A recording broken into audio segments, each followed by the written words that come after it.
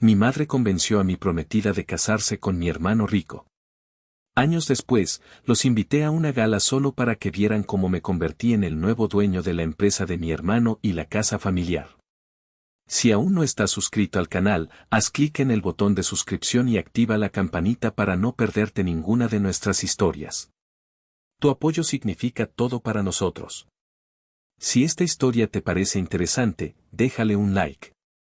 También me encantaría saber de qué ciudad eres, déjanos el nombre de tu ciudad en los comentarios.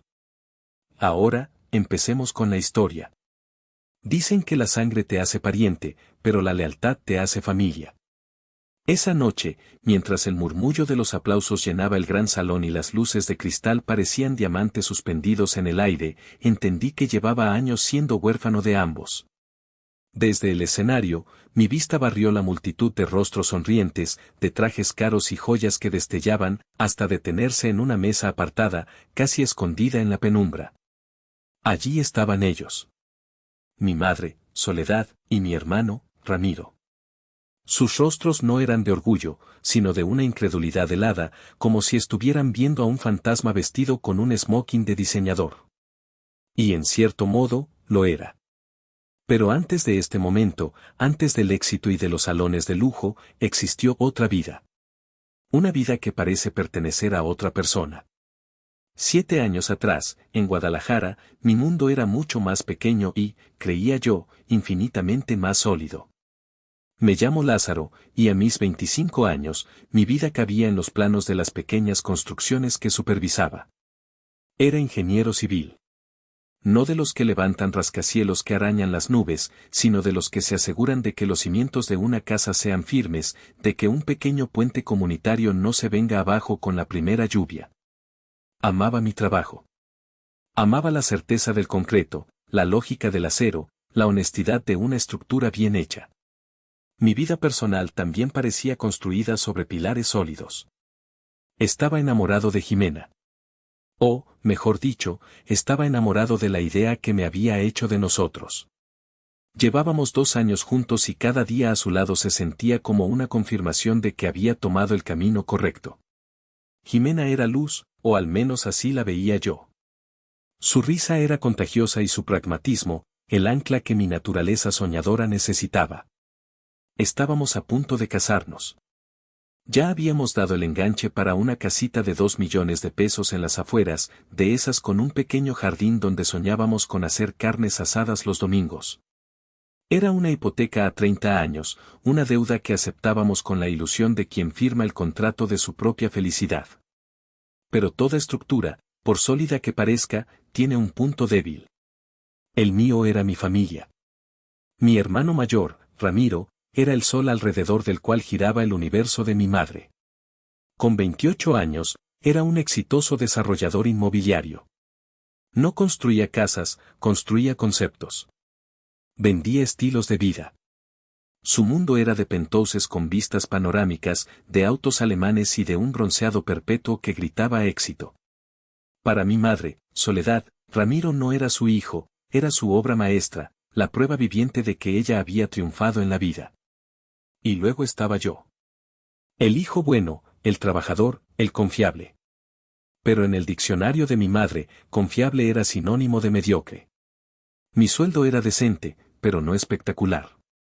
Mi auto era funcional, no lujoso. Mi vida era estable, no deslumbrante. Y para Soledad, si no deslumbrabas, eras invisible. Recuerdo una cena familiar, poco después de que Jimena y yo anunciáramos nuestro compromiso. La mesa del comedor de mis padres, una mole de caoba oscura, siempre me había parecido un escenario. Esa noche, el actor principal, como siempre, era Ramiro. Cerramos el trato para el desarrollo en Andares, anunció mientras se servía una copa de vino tinto que costaba más que mi despensa de una semana. Serán las torres más exclusivas de la ciudad. Ya vendimos el 30% sobre plano.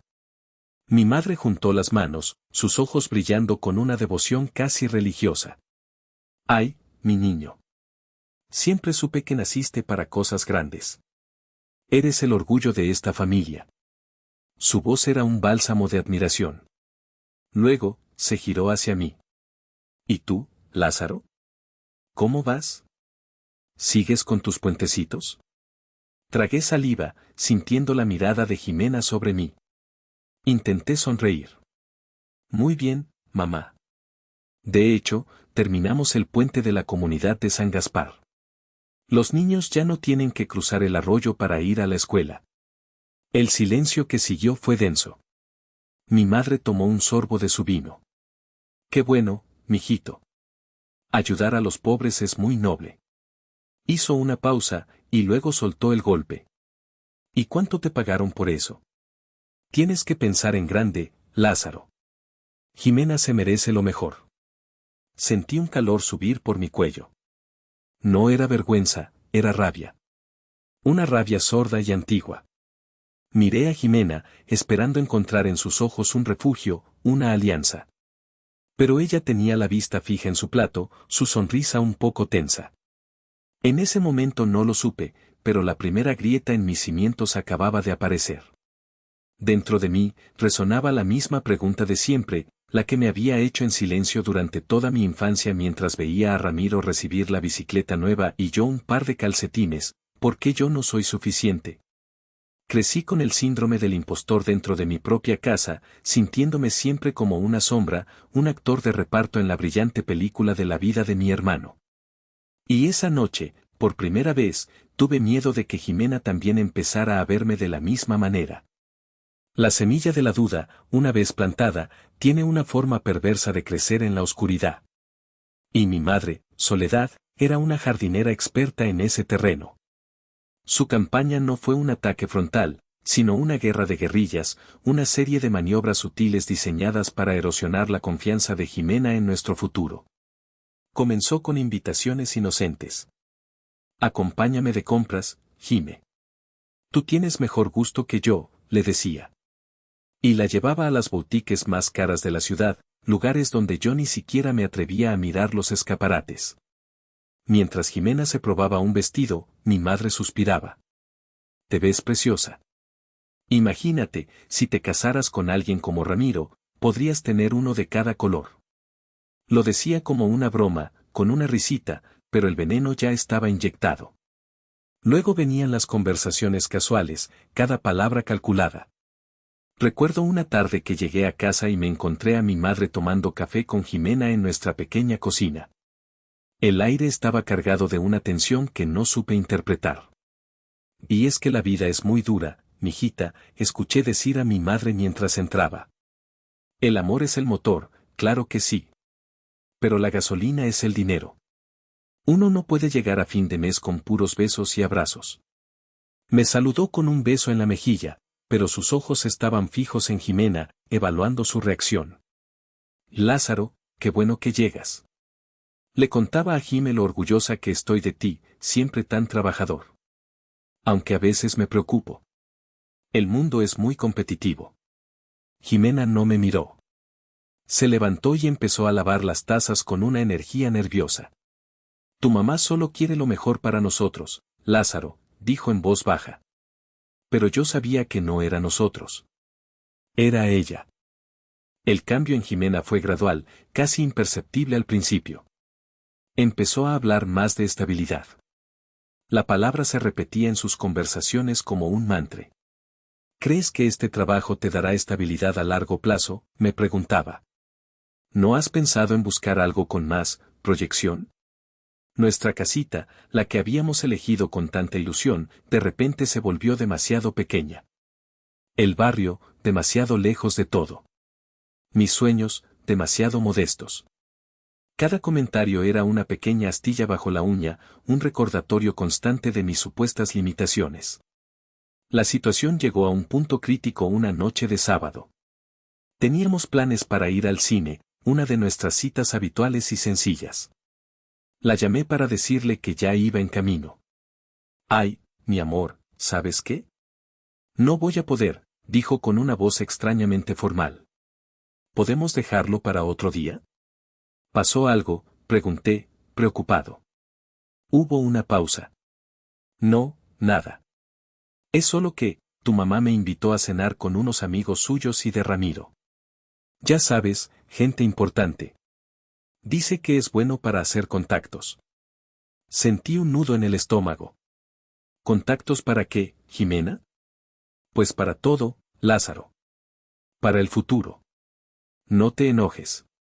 Es solo una cena. Pero no era solo una cena. Era una elección. Y ella no me estaba eligiendo a mí. La verdadera alarma, la que debería haberme despertado de mi negación, sonó una semana después. Llegué a casa un poco antes de lo habitual. Jimena no estaba. Su celular estaba sobre la mesa de centro. No soy de los que revisan teléfonos ajenos, nunca lo he sido. Pero en ese momento, una fuerza oscura, una mezcla de miedo y sospecha, me impulsó a tomarlo. La pantalla se iluminó con una notificación. Era un mensaje de Ramiro. El penthouse se ve mejor contigo en él. Deberías venir más seguido. Mi corazón se detuvo. Por un instante, el aire se volvió espeso, irrespirable. Dejé el teléfono donde estaba, justo cuando escuché la puerta abrirse. Era Jimena. Entró sonriendo, pero su sonrisa se congeló al verme. Llegaste temprano, dijo, dejando su bolso en una silla. La confronté. No con gritos, sino con una voz que no reconocía como mía, una voz baja y temblorosa. ¿Fuiste al departamento de mi hermano? El color desapareció de su rostro. Intentó negarlo. No, claro que no. ¿De dónde sacas eso? No me mientas, Jimena. Entonces se derrumbó. Tu mamá insistió, dijo, las palabras tropezando unas con otras. Quería mostrarme la vista. Solo fue un momento, Lázaro, te lo juro. No significó nada. Pero sí significaba algo. Significaba que el campo de batalla se había expandido. Ya no eran solo palabras y sugerencias. Eran acciones. Eran visitas secretas. Mi madre no solo estaba vendiendo una idea, estaba mostrando el producto. Y el producto era mi hermano. Esa noche no dormimos. Hablamos durante horas, o más bien, yo hablaba y ella lloraba. Le dije que sentía que la estaba perdiendo, que mi familia nos estaba envenenando. Me prometió que pondría un alto, que hablaría con mi madre, que nuestro amor era más fuerte que cualquier penthouse. Y yo, desesperado por creer, le creí. Me aferré a sus palabras como un náufrago a una tabla. No sabía que esa tabla ya estaba podrida por dentro, a punto de deshacerse bajo mis manos. Hay momentos en la vida que actúan como un interruptor. Un segundo antes, la luz está encendida y todo parece normal, familiar. Un segundo después, la oscuridad es total y te das cuenta de que has estado viviendo en un decorado de cartón. Mi momento llegó un martes por la noche. Había estado trabajando hasta tarde en un proyecto urgente. El cansancio se me había metido en los huesos, un dolor sordo que iba desde la nuca hasta los talones. De camino a casa, recordé que mi padre me había pedido que recogiera unas herramientas viejas que guardaba en la cochera de su casa. Desvié mi ruta, pensando en entrar y salir rápidamente. Al doblar la esquina de su calle, vi el BMW de Ramiro estacionado frente a la casa.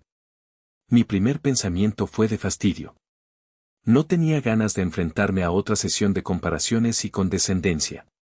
Decidí que simplemente tocaría el timbre, le pediría las herramientas a mi padre y me iría.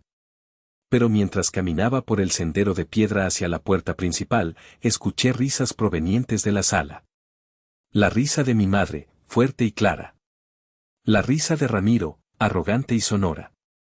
Y otra risa, más suave, casi tímida. La risa de Jimena. Me detuve en seco. El corazón empezó a latirme con una fuerza descontrolada, un tambor salvaje contra mis costillas. ¿Qué hacía ella aquí? Se suponía que estaba en una clase de yoga. Una fuerza que no era mía, una premonición helada, me guió hacia el costado de la casa, hacia la gran ventana de la sala que daba al jardín. Las cortinas no estaban completamente cerradas. Había una rendija, un pequeño espacio por el que se filtraba la luz y el sonido. Me agaché, oculto por un rosal que mi padre cuidaba con esmero, y miré. La escena que vi se grabó a fuego en mi memoria. Mi madre, sentada en su sillón favorito como una reina en su trono. Ramiro, recostado en el sofá, con una copa de whisky en la mano. Y Jimena, sentada en una silla frente a ellos, con una copa de vino intacta sobre la mesita. No estaban riendo en ese momento. Sus rostros eran serios, como si estuvieran en medio de una negociación importante. La voz de mi madre llegó hasta mí, clara y cortante en el silencio de la noche. Piensa con la cabeza, Jimena, no con el corazón, dijo, inclinándose hacia adelante. El cariño es bonito, pero no te va a dar la vida que te mereces. Ramiro ya tiene un imperio. Lázaro apenas está construyendo una barda. Es un buen chico, no lo dudo, pero siempre será un trabajador. Ramiro es un rey. Ramiro sonrió, una sonrisa torcida y satisfecha. Levantó su copa en un brindis silencioso hacia Jimena. Mamá tiene razón. Yo puedo darte el mundo, Jime. Viajes, seguridad, estatus. Todo lo que él solo puede prometerte en sueños. Me quedé paralizado, el aire atrapado en mis pulmones. Cada palabra era un golpe físico, un puñetazo en el estómago que me dejaba sin aliento. Esperé, recé, para que Jimena se levantara, para que les gritara, para que defendiera nuestro amor. Pero ella no se movió. Se quedó en silencio, mirando el líquido rojo en su copa. Su rostro era un lienzo de conflicto, una batalla entre lo que sentía y lo que le estaban ofreciendo. Y en su silencio, encontré mi respuesta. El hecho de que estuviera escuchando, de que estuviera considerando la oferta, era una traición en sí misma. No tienes que decidir ahora, continuó mi madre, su voz ahora suave, seductora. Solo piénsalo. Te mereces un rey, no un albañil con título. Esa fue la frase que lo rompió todo. Un albañil con título. Así era como me veía mi propia madre. No como su hijo, no como un profesional orgulloso de su trabajo, sino como una versión ligeramente mejorada de un obrero. Una decepción. Un obstáculo en el camino de la mujer que yo amaba hacia una vida mejor. No pude seguir escuchando. Me alejé de la ventana, moviéndome como un autómata. Mis manos temblaban. Sentía un sabor amargo, metálico, en la boca. No entré a la casa. No recogí las herramientas. Me subí a mi auto y conduje sin rumbo durante horas, con la escena repitiéndose en mi cabeza en un bucle infinito. La risa de Ramiro. La voz calculadora de mi madre. Y el silencio de Jimena. El silencio que lo decía todo. Cuando finalmente llegué a nuestra pequeña casa, la que estábamos pagando con tanto esfuerzo, la vi de otra manera. Ya no era nuestro nido de amor. Era una jaula. Una jaula que demostraba mi mediocridad. Y supe, con una certeza que me heló el alma, que Jimena ya había decidido volar fuera de ella. El interruptor se había accionado. La luz se había apagado. Y yo estaba solo, en la más completa y absoluta oscuridad. Los días que siguieron a esa noche fueron un limbo brumoso. Fui a trabajar, supervisé mis obras, hablé con los contratistas, pero mi mente estaba en otra parte. Estaba atrapado en la escena de la sala de mis padres, analizando cada palabra, cada gesto, cada silencio. Jimena actuaba con una normalidad forzada que era casi más dolorosa que una confesión. Me preguntaba cómo me había ido en el trabajo, me daba un beso rápido al llegar a casa, pero sus ojos me evitaban. Había un abismo entre nosotros, y cada día se hacía más ancho. La confrontación final no fue una explosión, sino una implosión. Sucedió un domingo por la tarde. El sol se filtraba por la ventana, iluminando las partículas de polvo que flotaban en el aire. Jimena estaba sentada a la mesa de la cocina, con las manos entrelazadas sobre la madera. Lázaro, tenemos que hablar, dijo, y supe que el momento había llegado. Me senté frente a ella. Esperé. He estado pensando mucho, comenzó, su voz apenas un susurro. Sobre nosotros. Sobre el futuro. O sobre el futuro que mi madre te ha estado vendiendo, la interrumpí, mi voz más dura de lo que pretendía. Ella levantó la vista, y por primera vez en días, me miró directamente a los ojos. Estaban llenos de lágrimas. No es tan simple, dijo, y una lágrima solitaria rodó por su mejilla. Perdóname, Lázaro, de verdad te quiero, pero tengo miedo. ¿Miedo de qué, Jimena? ¿De mí? Negó con la cabeza, la angustia deformando su rostro. Miedo de la vida. Vi a mis papás batallar toda la vida por la lana, contando cada peso. Vi a mi mamá renunciar a sus sueños para que a nosotros no nos faltara nada. Yo no puedo vivir así. No quiero vivir con miedo a que no alcance para el gas, a que el coche se descomponga, a no poder pagar una buena escuela para nuestros hijos. Cada palabra era una justificación, un clavo más en el ataúd de nuestra relación. ¿Y crees que conmigo tendrías esa vida?, pregunté, sintiendo como mi corazón se hacía pedazos. Ella no respondió directamente. Desvió la mirada. Ramiro, él me ofrece seguridad. Estabilidad. Ahí estaba. La palabra clave. Estabilidad. La misma palabra que mi madre había estado susurrándole al oído. No era su miedo hablando, era la ambición de mi madre, canalizada a través de ella. En ese instante, algo dentro de mí se rindió. El dolor era tan inmenso que se transformó en una calma fría, casi antinatural. Ya no había nada por lo que luchar. La guerra ya se había perdido, y yo ni siquiera sabía que estaba en ella. Me levanté de la silla. Entiendo, dije, y mi propia voz me sonó lejana. Jimena me miró, sorprendida por mi falta de reacción. Quizás esperaba gritos, súplicas, promesas. Pero yo ya no tenía nada que ofrecer. Me habían vaciado por dentro. ¿Eso es todo?, preguntó, su voz temblando. ¿No vas a decir nada más? Ya lo dijiste todo tú, respondí. ¿Y mi madre? ¿Y mi hermano? Esa noche, empaqué mis cosas. No eran muchas. Ropa, libros, mis herramientas de trabajo. Cada objeto que metía en la caja de cartón se sentía como un pedazo de mi vida pasada que estaba desechando. Jimena observaba desde el marco de la puerta, llorando en silencio. No intentó detenerme. A la mañana siguiente, antes de que saliera el sol, fui al banco y retiré todos mis ahorros. Conduje hasta un lote de autos usados y vendí mi camioneta por 80,000 pesos en efectivo. Dejé las llaves de la casa sobre la mesa de la cocina, junto al anillo de compromiso. Mi último acto fue escribir una nota para mi padre, el único miembro de mi familia que sentía que no me había traicionado, aunque su silencio lo hacía cómplice. Papá, necesito un tiempo. No me busques. Estaré bien. La dejé en su buzón. Luego, me subí a un autobús con destino a Monterrey. No miré atrás. Mientras Guadalajara se encogía en la distancia, sentí una extraña mezcla de devastación y liberación. Había perdido todo lo que amaba, pero también me había liberado de una vida de comparaciones, de sentirme perpetuamente insuficiente. Estaba solo, con el corazón roto y un fajo de billetes en el bolsillo, dirigiéndome hacia una ciudad donde no conocía a nadie. Estaba desapareciendo. Y por primera vez, sentí que era la única decisión correcta que podía tomar. Monterrey me recibió con un abrazo de calor seco y asfalto. La ciudad era un monstruo de concreto y actividad febril, un contraste brutal con la Guadalajara más pausada que había dejado atrás. No tenía un plan.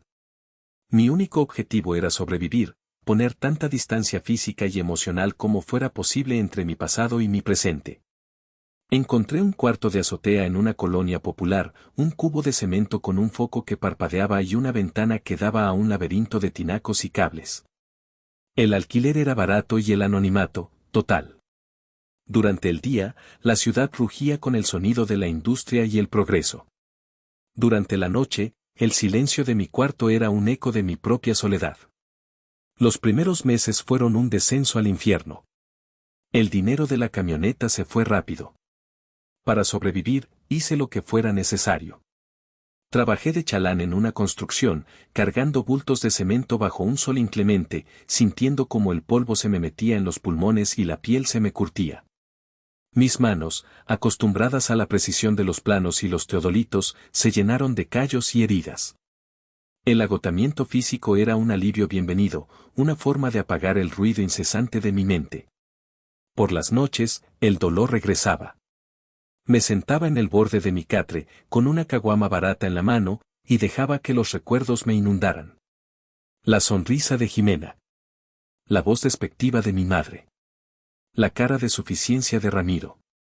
La ira era un fuego que me consumía por dentro, pero debajo de la ira, había una capa más profunda y fría de tristeza. Me habían desechado como si no valiera nada. Y una parte de mí, la parte que había sido moldeada por años de críticas y comparaciones, empezaba a creer que tenían razón. El punto más bajo llegó en Nochebuena. La ciudad, normalmente bulliciosa, estaba extrañamente silenciosa. Desde mi azotea, podía ver las luces de las casas, escuchar los ecos lejanos de la música y las risas de las familias reunidas. Yo estaba solo, con una botella de tequila barato como única compañía. La autocompasión me ahogaba. Saqué mi viejo celular, el que había guardado sin chip, y lo encendí. La pantalla se iluminó con la última foto que tenía, una selfie de Jimena y yo, sonriendo, ajenos a la tormenta que se avecinaba. Borracho y desesperado, le puse el chip. Estaba a punto de marcar el número de mi padre, de buscar una migaja de consuelo, una voz familiar que me dijera que todo iba a estar bien. Pero justo en ese momento, del cuarto de al lado, escuché la risa de un niño, seguida de la voz de una mujer cantando un villancico desafinado. Una familia. Feliz. El sonido me golpeó con la fuerza de una bofetada. ¿Qué estaba haciendo? ¿Llamar para qué? ¿Para escuchar lástima en la voz de mi padre? ¿Para darles la satisfacción de saber que estaba destrozado? No. Con un grito de rabia y frustración, arrojé el celular contra la pared. Se hizo añicos. Miré los pedazos rotos en el suelo y sentí que algo dentro de mí también se rompía, pero para bien. Era el último vínculo con mi vida anterior. En ese instante, tomé una decisión. Podía seguir hundiéndome en mi miseria o podía usar ese dolor como combustible. Podía dejar que me destruyeran o podía construir algo nuevo sobre las ruinas. A la mañana siguiente, con una resaca monumental, me presenté en la obra más temprano que nadie. Mientras los demás llegaban, yo ya estaba revisando los planos que el arquitecto había dejado. Había un error de cálculo en la cimentación, uno pequeño pero que podría causar problemas a futuro. Cuando el encargado de la obra llegó, se lo señalé. Me miró con escepticismo, luego con sorpresa y finalmente con respeto. Ese día, algo cambió. Dejé de ser solo un par de brazos fuertes. Empecé a usar mi cabeza. Y en medio del polvo y el sudor de una construcción en Monterrey, Lázaro, el albañil con título, comenzó a construir sus propios cimientos. Fue entonces cuando un hombre mayor, de manos curtidas y mirada astuta, el dueño de la constructora, se fijó en mí. Su nombre era Don Isidro. Y sin saberlo, se convertiría en el padre que nunca tuve. El tiempo tiene una forma curiosa de sanar y transformar. Los 5 años que siguieron a mi encuentro con Don Isidro no fueron un montaje de película con música inspiradora, sino una sucesión de días largos, trabajo agotador y pequeñas victorias que, sumadas, cambiaron el rumbo de mi vida. Don Isidro vio en mí algo más que un peón desesperado. Vio al ingeniero que yo había intentado olvidar. Me sacó de cargar bultos y me puso a supervisar. Me dio un casco blanco en lugar de una pala. Me pagó un sueldo justo y, lo que es más importante, me dio su confianza. Me convertí en su mano derecha. Aprendí de él no solo sobre construcción, sino sobre negocios, sobre cómo tratar a la gente, sobre la importancia de la palabra dada.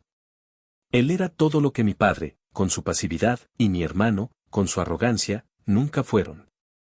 Con su bendición y un pequeño préstamo que me dio, fundé mi propia empresa. La llamé Construcciones Fundamento. El nombre era mi declaración de principios. Mientras otros vendían lujo y apariencias, yo vendería solidez, confianza, cimientos inquebrantables. Mi obsesión por la calidad y la honestidad en un sector a menudo corrupto me empezó a dar una reputación. Los proyectos pequeños dieron paso a otros más grandes. Fue en una licitación para un complejo de oficinas donde conocí a Fernanda. Ella era la arquitecta estrella de una firma competidora. Su diseño era audaz, brillante e increíblemente complejo de ejecutar. Durante la presentación, le hice una pregunta técnica sobre la estructura que nadie más había notado. Ella me respondió con una seguridad que me dejó sin aliento. Perdió la licitación ese día, pero ganó mi admiración. La invité a tomar un café para discutir futuras colaboraciones. Ese café se convirtió en una cena, y esa cena, en el inicio de todo. Fernanda era inteligente, divertida y tenía una visión para los negocios tan afilada como la mía.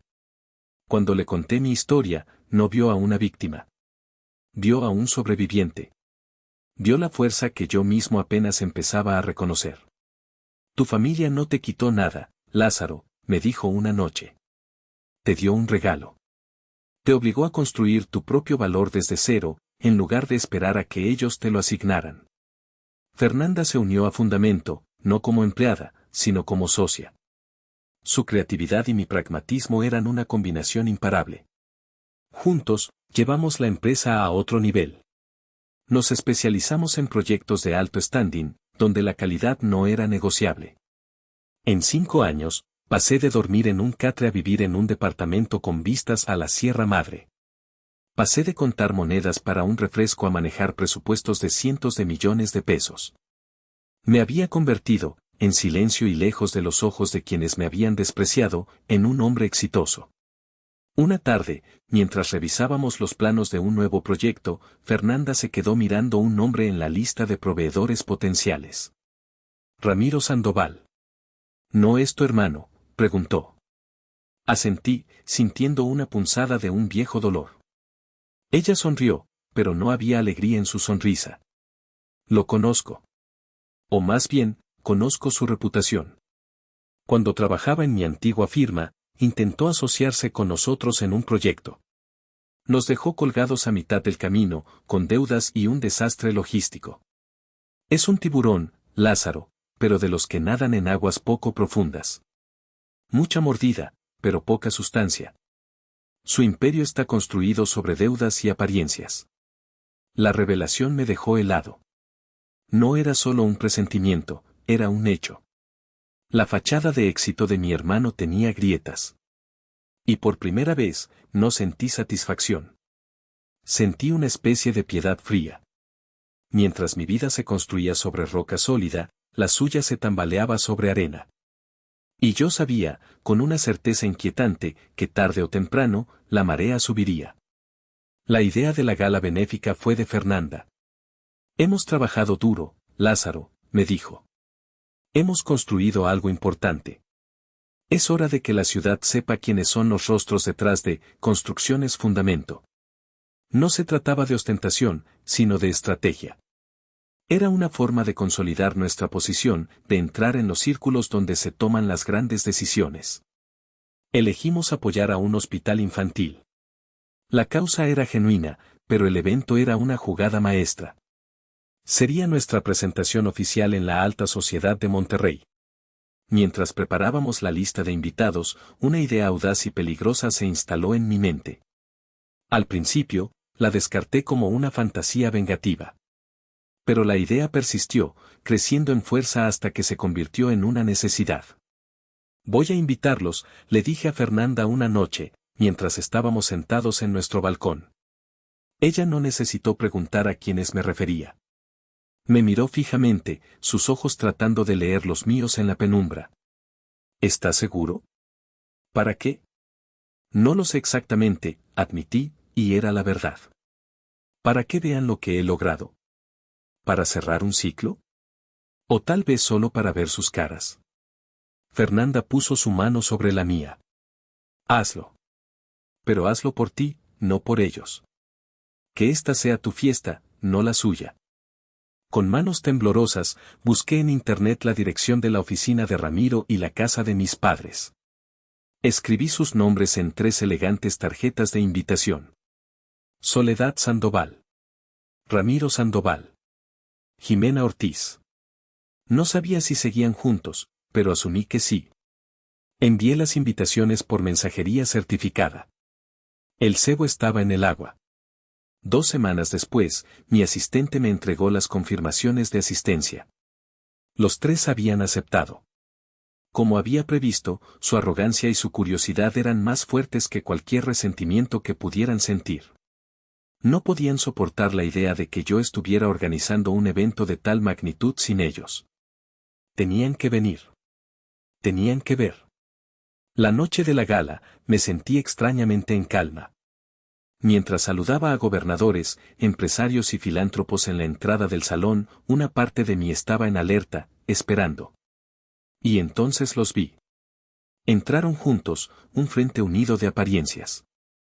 Mi madre, vestida con un traje de noche que probablemente costó una fortuna, con una sonrisa tensa que no llegaba a sus ojos. Ramiro, con su aire de superioridad habitual, aunque noté unas ligeras ojeras bajo sus ojos. Y Jimena. Se veía hermosa, pero algo en su brillo se había apagado. Llevaba un vestido deslumbrante y joyas que gritaban el éxito de su marido, pero su sonrisa era frágil. Se detuvieron en seco al verme en la línea de recepción, dándole la mano al alcalde. Vi el shock en sus rostros, una mezcla de confusión y alarma. Se acercaron lentamente, como si caminaran por un campo minado. Lázaro, dijo mi madre, recuperando la compostura. ¡Qué sorpresa!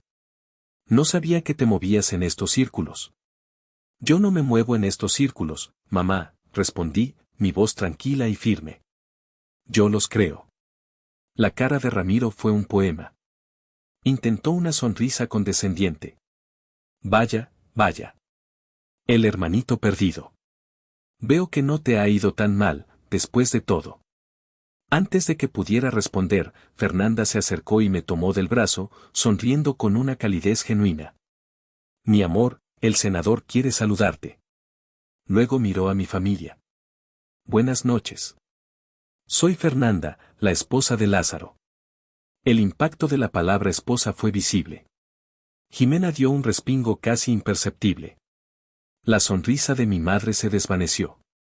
Más tarde esa noche, mientras me dirigía al baño, pasé por un pasillo poco iluminado. Escuché sus voces.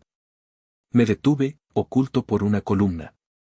Tienes que sacarle lana, decía Soledad en un susurro urgente a Ramiro. Míralo. Está nadando en dinero.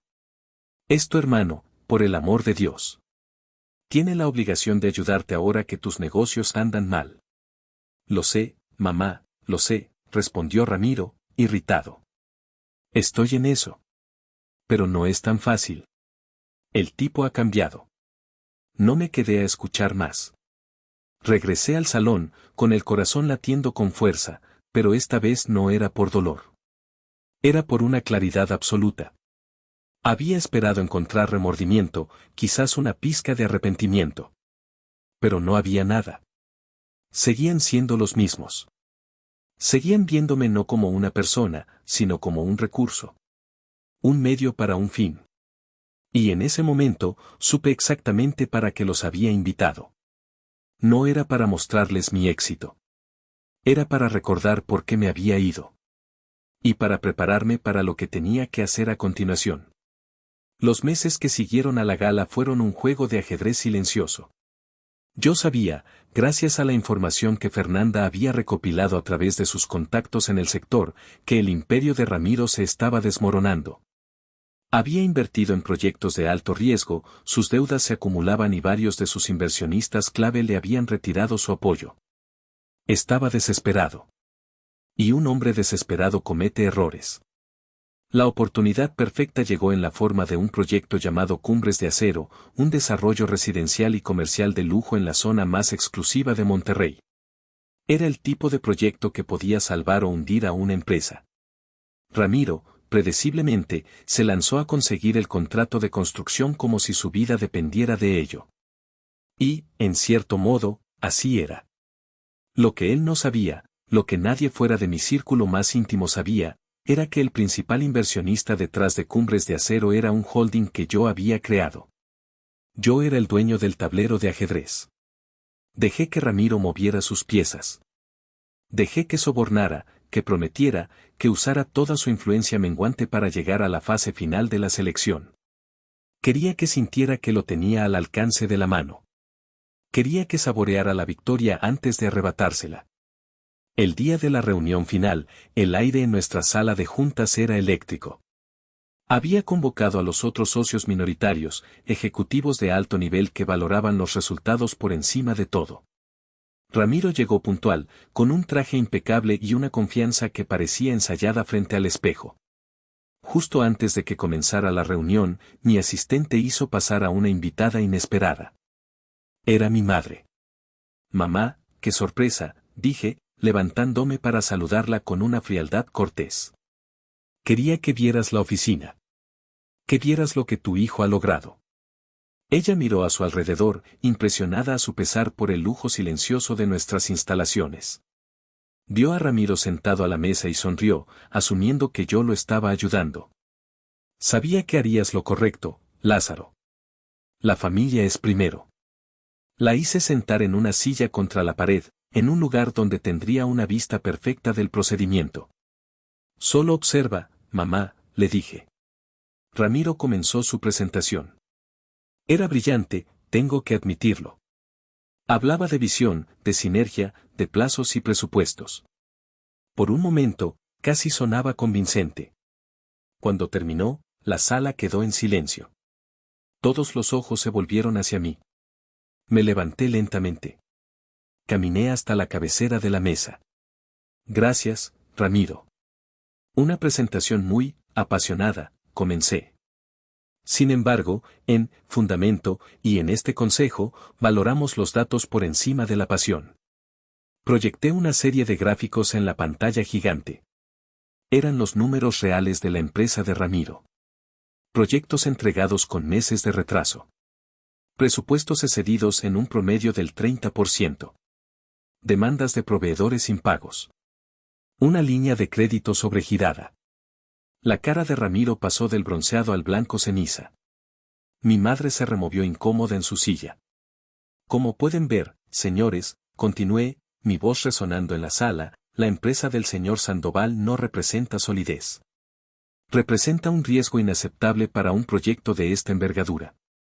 Miré directamente a mi hermano. Lo siento, Ramiro. No podemos arriesgar cientos de millones de pesos en un socio sin fundamentos sólidos. Es solo negocios. Luego, giré mi atención hacia la figura petrificada contra la pared. Madre, dije, y la palabra sonó extraña en mis labios. Una vez, hace mucho tiempo, dijiste que yo no podía ofrecer seguridad. Que era un albañil con título. Hoy, te voy a enseñar mi definición de seguridad. Hice una señal a mi asistente, quien me entregó una carpeta. La abrí sobre la mesa. Esta es la escritura de la casa familiar en Guadalajara. La casa que hipotecaste para apoyar los negocios de Ramiro y que el banco estaba a punto de embargar la próxima semana. Saqué un segundo documento. Y esta es una notificación del banco, confirmando que la hipoteca ha sido liquidada en su totalidad. Por mí. El silencio en la sala era absoluto. Se podía oír la respiración entrecortada de mi madre. Vivirás en esa casa el resto de tus días, dije, mi voz sin una pizca de emoción. Bajo mi techo. Con mis reglas. Nunca más tendrás que preocuparte por el dinero. Pero tampoco volverás a tener poder sobre nadie. Esa es mi seguridad. La que se gana, no la que se hereda o se roba. Ramiro se quedó sin palabras, su imperio de apariencias derrumbado a sus pies. Mi madre me miró, y por primera vez en mi vida, vi en sus ojos no desdén, ni orgullo, sino miedo. El miedo de una reina destronada que acaba de darse cuenta de que su poder era una ilusión. El jaque mate había sido declarado. El imperio de Ramiro no sobrevivió al golpe. Sin el contrato de Cumbres de Acero, su castillo de naipes financiero se vino abajo. Se declaró en bancarrota meses después. La última noticia que tuve de él fue a través de mi tía Adela, trabajaba como gerente de ventas en una agencia de autos, vendiendo a otros la ilusión de éxito que él había perdido. Jimena lo había dejado mucho antes, tan pronto como el dinero dejó de fluir. Desapareció de la escena social, un recordatorio silencioso de que las lealtades compradas tienen fecha de caducidad. Mi madre sigue viviendo en la casa de Guadalajara. Cumplí mi palabra. Nunca le falta nada material. Le pago las cuentas, el mantenimiento, un sueldo para sus gastos. Pero la despojé de lo que más valoraba, su influencia. La condené a vivir en una jaula de oro, rodeada de los recuerdos de sus malas decisiones. No volvimos a hablar. No hay nada que decir. A veces, por la noche, me siento con Fernanda en el balcón de nuestro penthouse en Monterrey, observando las luces de la ciudad extenderse hasta el horizonte. La ira se ha ido. El dolor se ha convertido en una cicatriz que ya no duele al tocarla. No siento la euforia de la venganza, sino una paz tranquila y profunda. ¿Te arrepientes de algo?, me preguntó Fernanda una de esas noches, su cabeza apoyada en mi hombro. Lo pensé por un momento. Solo de una cosa, respondí. De haber tardado tanto en darme cuenta de que el valor de una persona no lo definen quienes le dieron la vida, sino la vida que uno mismo decide construir. Al final, no se trataba de demostrarles que estaban equivocados. Se trataba de demostrarme a mí mismo que yo tenía razón sobre quién era. Y mientras ellos se quedaban con los escombros de su orgullo, yo me quedaba con lo único que importa, un futuro. Un futuro que yo mismo había diseñado, calculado y construido, desde los cimientos. Un futuro sólido, real e inquebrantable. Sujeté la mano de Fernanda, mi socia, mi esposa, mi verdadero fundamento. Y juntos, miramos hacia adelante.